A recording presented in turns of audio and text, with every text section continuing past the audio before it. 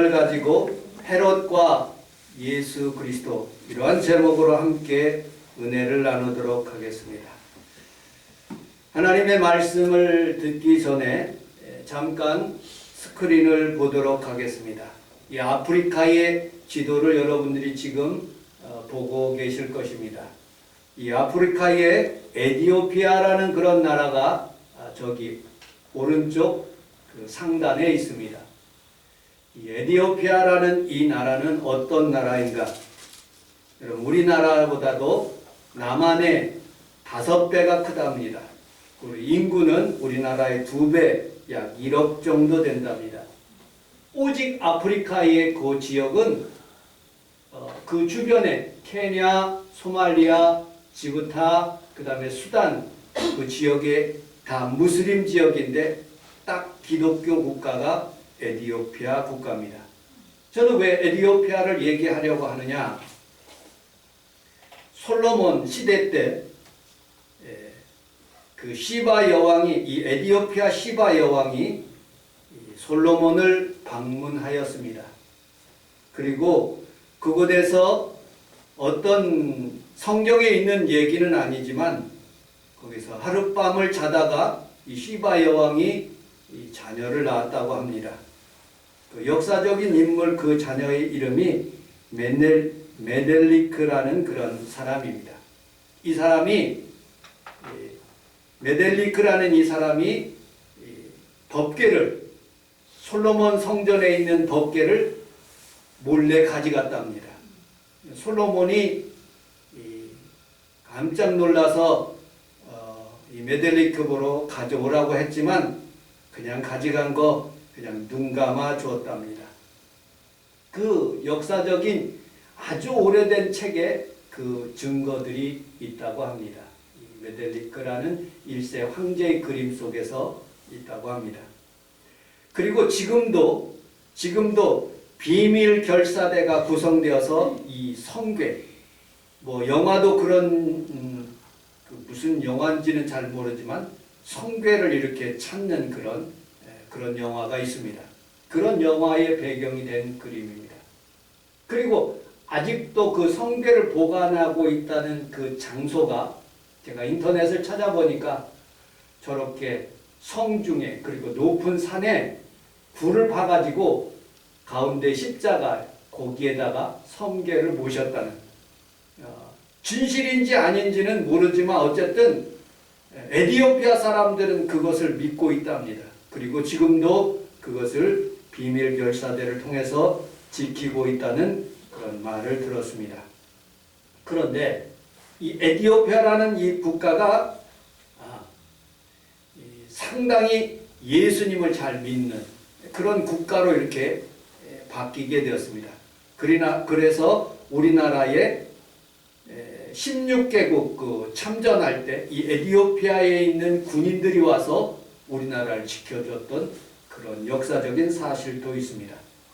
아주 오래된 그런 역사에 있는 내용인데, 모든 열방, 유럽의 열방들이 다 아프리카를 점령하게 되었습니다. 그때 이 에티오피아에 있는 그런 나라 사람들은 가장 두려운 것은 유럽 사람들이 아니에요. 어디에 있는 사람들이냐? 그 주변에 사우디, 이란, 이라크, 중동에 있는 무슬림에 있는 수단, 그 밑에 있는 소말리아 그 근방에 있는 사람들이 자기가 예수님을, 자기 나라가 예수님을 믿는 나라이기 때문에 침략하는 것을 가장 두려웠다고 생각합니다.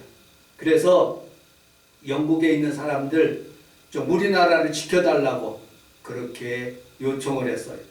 그런데 지켜주기는커녕 안 지켜준다고 영국 사람들이, 우리나라도 점령하기가 바쁘고 군대도 이렇게 파송하기가 힘든데 노 거절했습니다.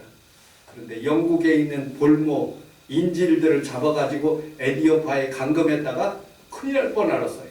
에티오피아 자체가 없어지는 줄 알았어요. 영국이 쳐들어와가지고. 그때 잡았던 그런 전쟁의 인질로 잡았던 그 전투가 상호님 그 뒤에 넘겨보시면 이 영국에 있는 영국의 육군 박물관에 이 에티오피아에 있는 그런 대사가 그 당시에 전쟁했을 때 영국 사람들이 거기에 쳐들어가서 그 황제의 머리털을 잡아 뜯어가지고 영국에 갔는데 그것을 반환식하는 그런 머리카락 반환식을 공식적으로 했어요. 이 에티오피아 사람들은 1500개에 되는 그런 유품을 달라고, 이 에티오피아에 와서 그 영국 사람들이 다 가져갔던 그런 유품을 달라고 했는데 유품은 안 주고 그 황제의 머리카락만 수여하는 그 식을 지금 하고 있는 내용을 보게 됩니다. 그런데 더 유명한 것이 있습니다. 1870년에 이탈리아가 이제 유럽에 있는 모든 나라들이 다 아프리카에 있는 식민지를 구했는데 이탈리아도 어떻게 하면 이 지역의 아프리카에 있는 식민지를 구할까 찾다가 하니까 오직 한 나라 에티오피아밖에 식민지가 없는 것, 식민지 되지 않는 나라가 없어요. 그래서 이탈리아에 있는 군대들이 에티오피아를 쳐들어갔어요. 쳐들어갔는데 에티오피아에 있는 사람들이 이겨버린 거예요. 이탈리아 사람들이 완전히 망해버린 거예요. 그래서 세계 최초로 유럽 사람들하고 아프리카 사람하고 싸워서 이긴 나라가 에티오피아예요. 굉장한 나라예요. 그 하나님을 잘 믿는 그런 민족은 아무리 주변에서 죽이려고 하고 망하게 하더라도 끝까지 살아남아서 승리하는 그런 모습들을 우리에게 보게 됩니다. 오늘 여러분들과 저는 이 사탄이, 이 헤롯이 어떻게 하면 많은 사람들을 동원해서 이 아기 예수를 죽이고 우리를 죽이려고 하지만 하나님이 보호하시면 예수 잘 믿는 나라와 예수 잘 믿는 사람들은 생명싸개로 쏴주시고 주의 은혜로 덮어주셔서 능히 승리하고 질병도 이기고 건강하게 살아가게 하시는 것을 믿으시기를 주님의 이름으로 축복합니다. 아멘. 자, 본문 마태복음 2장 16절을 같이 한번 읽어보도록 하겠습니다. 시작. 헤롯이 박사들에게 소문을 알고 심히 좋아하여 사람을 보내어 베들레헴과 그 모든 주변 안에 있는 사마리아를 박사들에게 사사히 여러 번 기준하여 제사로부터 부하전으로 다 죽이니. 아멘. 동방 박사들이 예수님의 탄생한 것들, 여러분들 어젯밤에 혹시 별 보신 분 있어요? 땅만 보고 다니셨죠? 테레비만 보고 다니셨죠? 전 어저께 한번 하늘을 한번 쳐다봤어요. 별들이 없더만요. 혹시 저에게도 그런 동방박사의 별이 혹시 비치는가 하고 영적으로 기도하고 하늘을 봤는데 별이 없더라고요. 여러분들, 이 동방박사는 어떻게 해서 이 별을 연구하다가 하나님께서 그 별을 통해서 아기 예수께로 인도하고 있는 중을 자기가 발견한 거예요. 그래서 황금과 유황과 모략을 가지고 그 메시아 예수님을 찾아가는 중이었었어요. 그리고 예루살렘의 성에 임하게 되었어요. 그리고 헤롯을 만나게 됩니다. 우리가 이 별을 따라서 아기 예수 그 메시아를 내가 만나기 위해서 이렇게 왔다 하니까 이 헤롯이 깜짝 놀라는 거예요. 아니, 나 말고 누가 왕이 있느냐? 이 헤롯은 잔악한 사람이에요. 아주 꾀가 많은 사람이에요. 머리가 좋은 사람입니다. 언제서부터 그렇게 너희들이 그 동방에서 이곳으로 오게 됐느냐?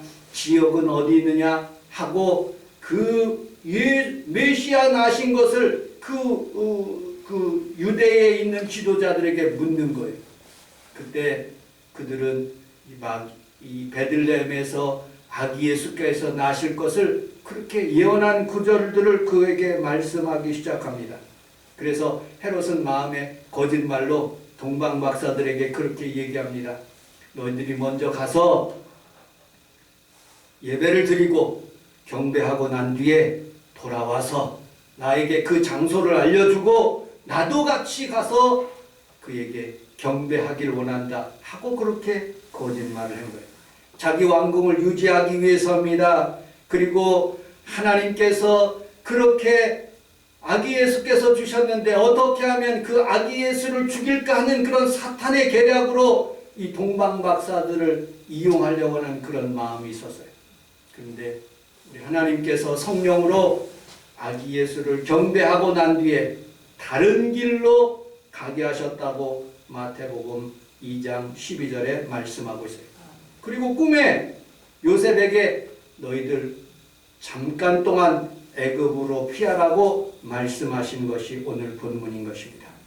여러분들, 사탄은 여러분들 무자비한 헤롯을 통해서 어떻게든지 아기 예수를 죽이려고 한 것처럼 여러분들과 우리 교회를, 그리고 또 여러분들에게 질병을 주고 악하게 죽이려고 하는 그런 악한 세력으로부터 우리 주님께서 오늘도 보호해 주시고 인도하여 주시며 코로나 한가운데도 믿음으로 살아갈 수 있도록 성전에 오게 하신 주님을 찬양하고 예배하는 귀한 성도들이 다 되시기를 주님의 이름으로 축복합니다.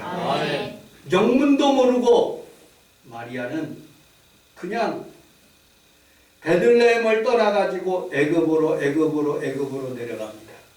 여러분들, 우리나라에서 아기를 임신하고 출생하고 난 뒤에는 미역국을 산모가 열흘 동안 쉬어야 돼. 아니 100일 동안 산모가 산후조리를 한대. 우리 김옥자 집사님이 제가 신방 와서 가면은 꼭 그래요. 제가 아기를 많이 낳아서 아이들을 많이 낳아서 산후조리를 못해서 제가 이렇게 아파요 하는 그런 말을 들었어요. 여러분들, 우리는 살아가면서 애매하게 당하는 고난들이 있어요. 요셉이 무슨 잘못을 했습니까? 마리아가 무슨 잘못을 했어요? 아기 낳자마자 아기를 안고 또 걸어갔는지 말 타고 갔는지 어쨌든 모르지만 애굽으로 피난하는 장면들이 오늘 본문에 있는 장면들이에요. 여행을 하기 위해서 이집트로 간 게 아니에요. 여러분, 관광하기 위해서 애굽으로 내려간 것이 아닙니다. 피하기 위해서 간 것입니다. 로마 아구스도 황제는 이렇게 고백합니다. 헤롯의 아들이 되기보다는 그 집의 돼지가 되는 것이 훨씬 더 낫다는 그런 말이 있습니다. 헤롯은 아주 악하다는 그런 뜻이죠. 헤롯은 정작 예수님을 죽이려고, 메시아를 죽이려고 하다가 그 지방에 있는 두 살 아래에 있는 모든 자녀를 죽이는 무지한 죄를, 살인죄를 그렇게 지은 모습을 보게 됩니다. 오늘 본문 세 번째로 마태복음 2장 17절로 18절을 같이 한번 읽어보도록 하겠습니다. 17절 18절 시작. 예수는 이스라엘에게 하였습니다. 남아있어 사람에서 나의 자식을 부르셨습니다. 그가 자식을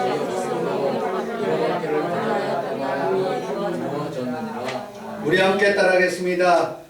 마귀는 사탄은 죽이려 하지만 하나님은 생명을 살려주시는 분입니다. 마태복음 12장 20절에 상한 갈대도 꺾지 아니하시며 꺼져가는 심지도 끊이 하시기를 심판하여 이길 때까지 하리니 라고 말씀하고 있어요. 풍전등화와 같은 그런 예수님의 상황이에요.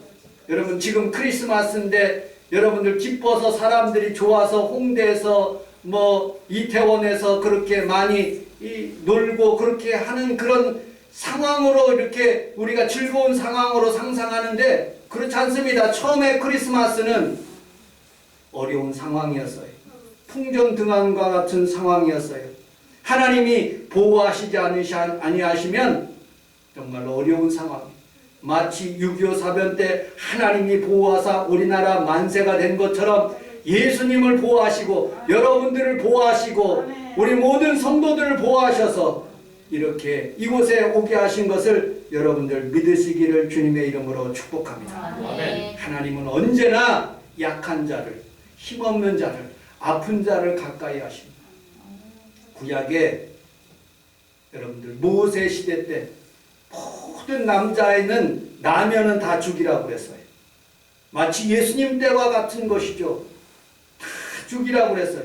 그런데 산파들은, 하나님을 잘 섬기는 산파들은 아이가 출생하면 바로의 말을 듣기보다는 하나님의 말씀을 듣고 그들을 살리기 시작합니다. 그 중에 모세가 있었어요. 여러분 얼마나 기적적인지 아십니까?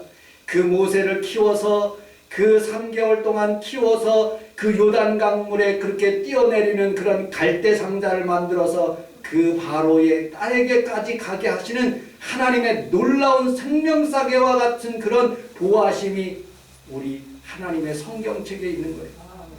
오늘 본문에 여러분들 예레미야 시대의 라마의 통곡의 사건을 혹시 아십니까? 여기 오늘 본문에 있는 18절을 다시 한번 같이 읽어보도록 하겠습니다. 18절 시작.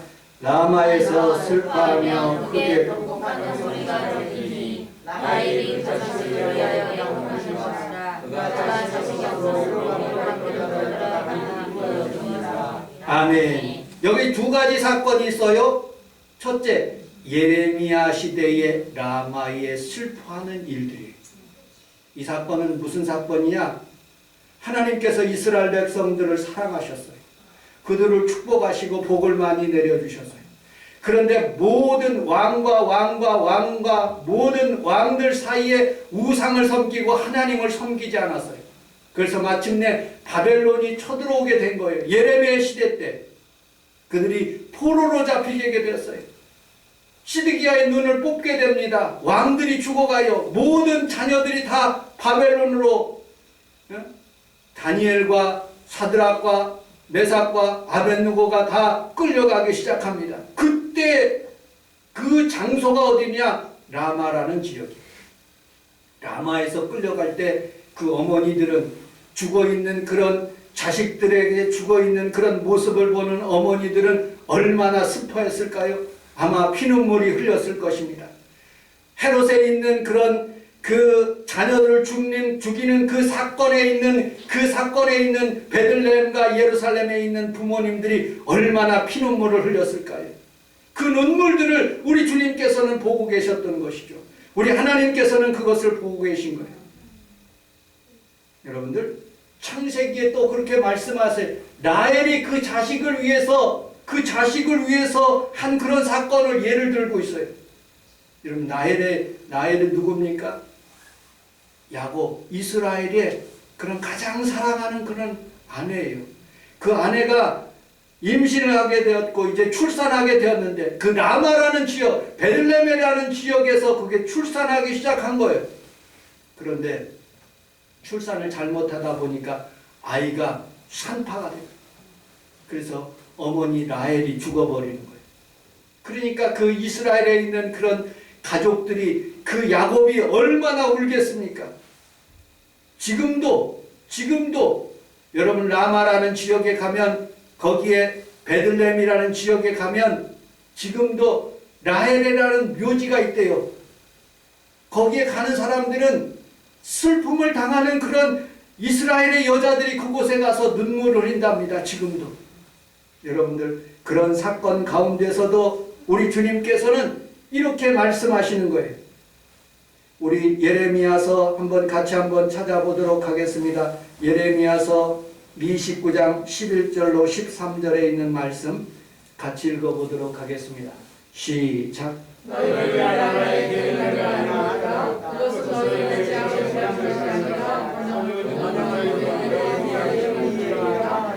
그때에는 너희가 나에게 와서 부르짖고 기도할 것이며 나는 너희를 들으리라. 너희가 주의 말씀 아멘. 크리스마스의 본문이 오늘 마태복음에 있는 본문이에요. 왜 이 말씀을 우리에게 주셨을까요? 곰곰이 생각해 보니까 라헬의 창세기 시대에도 라헬이 울었어요. 애기 나타가 죽은 거예요. 라헬이. 예레미야 시대의 이 라마이란 장소는 여러분들 포로로 끌려가고 있고 수많은 사람들이 그곳에 죽어 있는데 그 어머니들이 눈물을 흘리고 있는 장면들이에요. 헤롯의 시대에 이 헤롯이 수많은 2살 밑에 있는 남자들을 아이들을 다 죽인 거예요. 그 죽임을 당하는 그 부모의 마음이 얼마나 섭섭하고 아프고 울고 답답한 그런 현실을 여기에서 그리고 있는 장면입니다. 그때 우리 주님이 출생하신 거예요. 그 어두운 시간에, 코로나 한가운데 시간에 많은 교회들이 문을 닫아요. 그러나 그 가운데서도 예수님은 계시고 부활의 주님 그리고 또 탄생의 주님이 우리 가운데 함께 하시는 거예요. 아멘. 여러분들 상황 가운데 어렵지 않은 가정이 어디 있겠습니까? 다 어려운 가정이에요. 어떤 사람은 질병으로 어렵고, 어떤 사람은 물질로 어렵고, 어떤 사람은 자녀로 어렵고, 많은 사람들이 어려운 그런 라마와 같이, 그리고 또 베들레헴 같이 헤롯의 시대에 있는 사람들과 같이 어려운 시대를 살아가고 있어요. 그렇지만 예수님이 나오신 거예요. 탄생하신 우리 주님이 이 땅에 오셔서 이제는 울음끝 행복 시작으로 여러분들의 상황을 바꾸시기 위해서 오셨어요. 성경은 이렇게 말씀하고 있습니다. 마태복음 2장 19절 같이 읽어보겠습니다. 시작. 헤롯이 중에 죄 사다가 에게서 요셉에게 명하였는데 그러나 그의 어머니들이 이스라엘 가로다가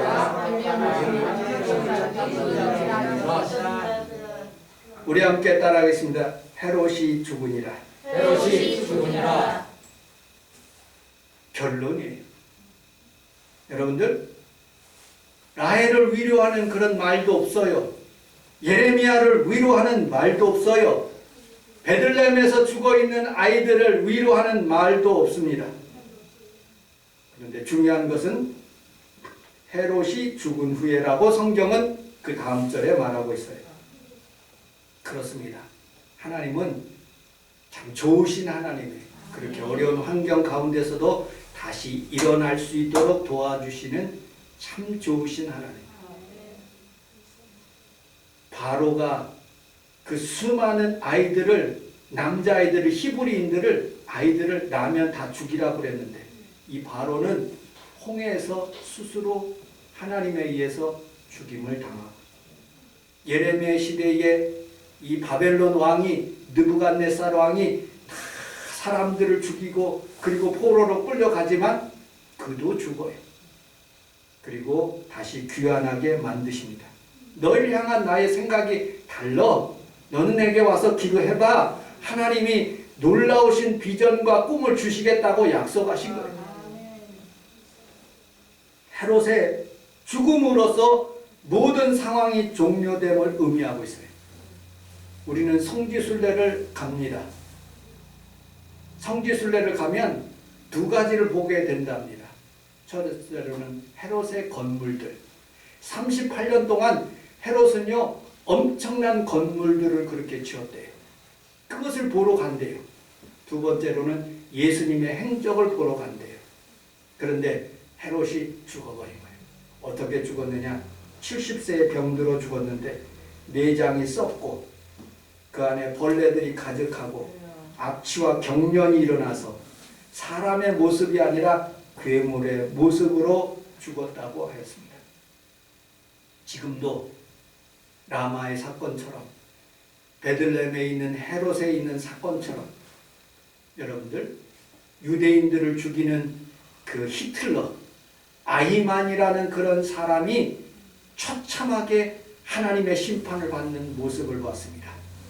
우크라이나의 전쟁이 일어나 수많은 아이들이 죽었어요. 여러분들, 하나님이 틀림없이 푸틴을 대가를 치르게 할 것입니다. 애매한 사람들을 죽이는 그런 사람을 되지 말아야 돼요. 우리는 사람들을 살리고 영적으로 힘이 얻게 하고 용기를 주고 꿈을 주는 그런 사람이 돼요. 여러분들, 그렇게 환난 가운데 있을지라도 하나님은 생명사계로 딱 보호하시면 어느 누구도 죽이지 못해요. 내가 아프다고 하더라도 죽지 않아요. 코로나 걸렸다고 해도 다 죽는 것이 아니라니까요. 하나님이 보호하시면 능히 사는 거예요. 호주에 재미난 사건이 있어서 이것을 말씀을 마치도록 하겠습니다. 호주에 인터넷에 제가 한번 보니까 호주의 토끼 전쟁이라는 그런 글이 있더라고요. 이게 무슨 내용인가 한번 글을 읽기 시작했어요. 호주는요 영국에서 범죄한 사람들을 호주로 다 보내요. 그래서 호주의 사람들이 조상이 누구냐 물으면 큰 신뢰라고 합니다. 절대로 물으면 안 된대. 그죠? 범죄자 집단들이 그쪽에 간 거니까. 그런데 1859년 영국 출신의 이주자 중에 그 사람이 야생 토끼 13마리를 들고 와서 호주에다가 풀어놨어요. 뭐 하려고? 총 쏴가지고 사냥하기 위해서 13마리를 풀어놨는데 이놈들이 번식을 하는데 7년 만에 4만 마리가 된 거예요. 현재는 2억 마리가 된 거예요. 얼마나 이 토끼들이 많은지 구름대처럼 그냥 마을마다 그냥 골짜기마다 덮기 시작한 거예요. 그래서 호주 정부에서 야, 총 줄 테니까 모든 민간인들 토끼를 다 잡아라 하고 잡기 시작해서 이 그림이 이게 나온 거예요. 토끼와의 전쟁. 그런데 토끼들이 만만한 토끼가 아니에요. 너 날 죽여? 도망 다니면서 지금도 살아가는 거예요. 여러분들, 이 호주의 땅이 이렇게 된다면 호주의 땅을 관절로 펜스를 쳐가지고 토끼들이 요 지역으로는 못 넘어가게 이렇게 펜스를 쳐놨대요. 그런데 토끼들이 못 넘어가나요? 땅을 파재 끼고 그 밑으로 들어가서 호주의 전 지역을 토끼 나라로 만드는 거예요. 그래가지고 호주 정부에서 독극물을 살포하고 지뢰를 설치하고 1950년도에는 전염병, 토끼 전염병의 질병을 2차례나 이렇게 번져가면서 토끼를 죽이기 위해서 무지하게 애를 썼답니다. 그런데 토끼가 그 질병을 걸리고 죽을 것 같죠? 더 내성이 세져가지고 웬만한 질병 가지고는 안 죽는데 끝까지 살아남는 거예요. 여러분들, 하나님께서 우리 사람들을 창조하시고 모든 인류와 그리고 생물들을 창조하시며 생육하고 번성하라고 했어요. 여러분들, 사람들이 나를 죽이려고 해요. 여러분들을 모아 말려고 해요. 질병이, 사탄이, 헤롯이, 원수마귀들이 나를 코로나 가운데로 몰고 갈지라도 하나님이 나를 붙잡아 주시면 끄떡없는 거예요. 사람들이 토끼를 죽이려고 그래요? 토끼가 더 내성이 세져가지고 얼마나 뛰어다니는지 몰라요. 그렇습니다. 말씀을 마치도록 하겠습니다. 예수님이 오셨을 때 예수님은 헤롯의 많은 핍박과 박해를 받았어요. 그리스도인들은 고난 가운데 있을 때 더 번성하고 하나님의 축복을 받는 거예요. 우리는 우리 하나님 앞에서 이 어려운 시기에 하나님을 쫙 의지하고 우리 하나님 살아계십니다. 질병을 치료하신 분입니다. 나의 생명을 주관하시고 나의 물질을 주관하시니 하나님만 의지하며 살겠습니다 하는 그런 믿음으로 살아가시기를 주님의 이름으로 축복합니다. 하나님 아버지 고맙습니다. 우리 주님께서 저희들 사랑하시고 크리스마스를 통하여서 헤롯이 하나님 아버지여 수많은 아이들을 죽이며 예수님을 죽이려고 했을지라도 하나님의 인도하심을 따라서 애굽으로 하나님 아버지 그리고 장성하여서 온 인류의 구세주로 이 땅에 오신 것처럼 우리 하나님 아버지 2022년 하나님 아버지 어저께같이 새해였었지만 벌써 하나님 아버지 이제 마지막 주일을 맞이하며 또 예배를 드리고 있사오니 주께서 지금까지도 저희들을 생명사계로 쌓아주시고 건강하게 하시며 특별히 우리 김옥자 집사님이 같이 와서 예배하게 하심을 감사합니다. 건강 주시고 치료하여 주시고 은혜 더하여 주옵소서. 예수님 이름으로 기도합니다. 우리 주여 세 번